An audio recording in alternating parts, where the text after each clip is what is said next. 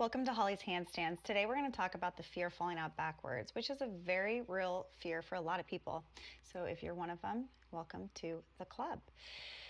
It can be a disabling fear, even if you're perfectly able, and that's because our thoughts affect our feelings and our feelings affect our thoughts. So you could think about this like the law of attraction.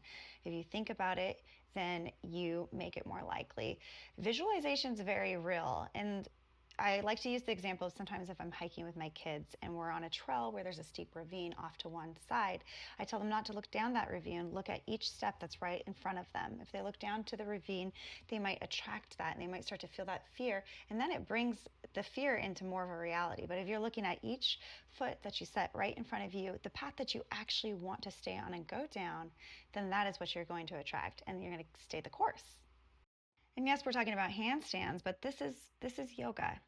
This is the practice. This is what it does. It gives us the power to reclaim our reactions, our thoughts, and our feelings so that they are under our control. That's the mind and body awareness element, and it applies here as well.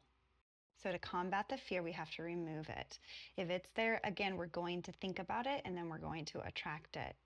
So my advice to you is that if you're afraid of falling out backwards because you don't think that you're bendy enough to land in a back bend, you need to start practicing your back bends. If you think I'm not bendy enough for a back bend, you need to start thinking about your back bends differently. Okay? The contraction, the strength on the back side of the body is what creates that bending on the front. Are you strong enough? Maybe you don't think you're bendy enough. Are you strong enough? Let's start thinking about that. Let's start focusing on the contraction that is required of a back bend. Also, nobody said you had to go from 0 to 100. Start low to the ground. You don't have to be able to drop into a wheel first thing.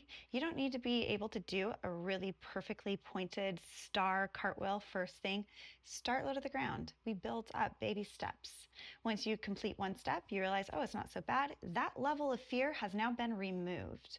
Then you move up the next little step, and soon, before you know it, you've completed so many steps and removed so many little particles of fear that it's no longer there. It no longer serves you. One more reminder, when you go into that back bend, don't isolate it to just the spine. Don't lock up stiff as a board. Pull your head through.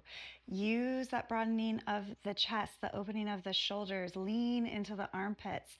It's going to take the bend out of being isolated to just the spine.